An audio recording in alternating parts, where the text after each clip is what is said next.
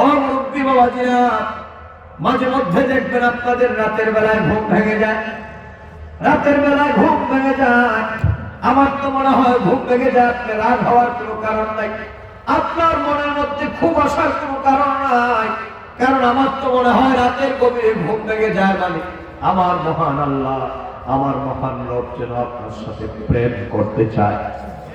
আল্লাহ পাকের হাবিব তো বলেছেন, রাত যখন গভীর হয়ে যায়, দুনিয়ার মানুষের দরজাগুলা বন্ধ হয়ে যায়, আমার মহান মালিকের রহমতের দরজাগুলা খোলা হয়ে যায়। রাত যত গভীর হয়, আমার মহান মালিকের দরজা, রহমতের দরজা খোলা হয়ে যায়। ওই সময়ের যুবক যদি সম্ভব হয় একটু উঠবা, সুন্দর করে ওযু করে ভালো জামা কাপড় পরবা, একটু আত্মসুগন্ধি লাগিয়া আমার মহান মালিকের দরবারে প্রেম নিবেদনের জন্য যায়, মাঝে মধ্যে দাঁড়িয়ে যাওয়া। আল্লাহ হাবিব বলেন, আমার সাহাবীরা, এই দুনিয়াতে কোন ব্যক্তির ধনুক থেকে যদি তীরটা বের হয়ে যায়, ওই তীরটাকে আমার পিছনে ফেরত আসার কোন সম্ভাবনা আছে নাকি? সাহাবায়ে কেরামগণ বলেন, ইয়া রাসূলুল্লাহ, ধনুক থেকে তীর বের হয়ে গেলে পিছনে ফেরার সম্ভাবনা নাই। আল্লাহর নবী বলেন, ওগো আমার সাহাবীরা, এটা হলো আমার উম্মতের রাতের শেষ ভাগের দুআর দৃষ্টান্ত। আমার উম্মত যদি তাহাজ্জুদের নামাজ পড়ে, রাতের শেষ ভাগে যদি নফল বন্দেগী করে, আমার আল্লাহর গোলামি করে যদি আল্লাহর দরবারে যদি হাত বাড়ায়, ওই ব্যক্তির তিনজন পিছনে ফেরার সম্ভাবনা নাই।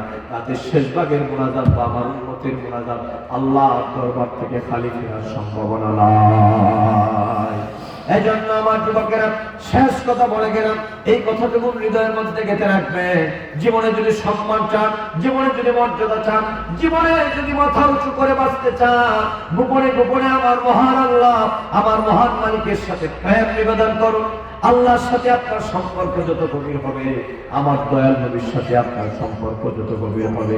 মনে রাখবেন, আল্লাহর বান্দা হওয়ার জন্য দুইটা জিনিস লাগবে, একটা আল্লাহ পাকের ইবাদত, আর আমার দয়াল নবীর মহব্বত।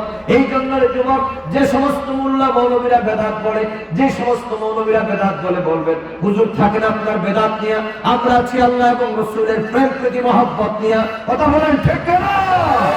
আমরা আল্লাহর বান্দা হতে চাই, এই জন্য নামাজ পড়বেন, রোজা রাখবেন, আল্লাহ তৌফিক দিলে হজ আদায় করবেন, আল্লাহ তৌফিক দিলে যাকাত দিবেন, বেশি বেশি আমার আল্লাহর নামের জিকির করবেন, আর বেশি বেশি করে আমার দয়াল নবীর নামে দুরূদ ও সালাম পড়বেন। কারণ মনে রাখবেন, আল্লাহর হাবিবের সাথে যার যত সম্পর্ক বেশি, আল্লাহ নবীর মহব্বত যার ভিতরে যত বেশি, আল্লাহ পাক তার উপর তত বেশি দয়াবান হন, আল্লাহ তত বেশি দয়াবান হন।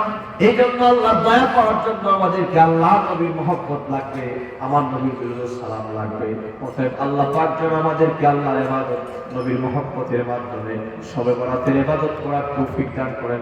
সবাই করেন আল্লাহুম্মা আমিন।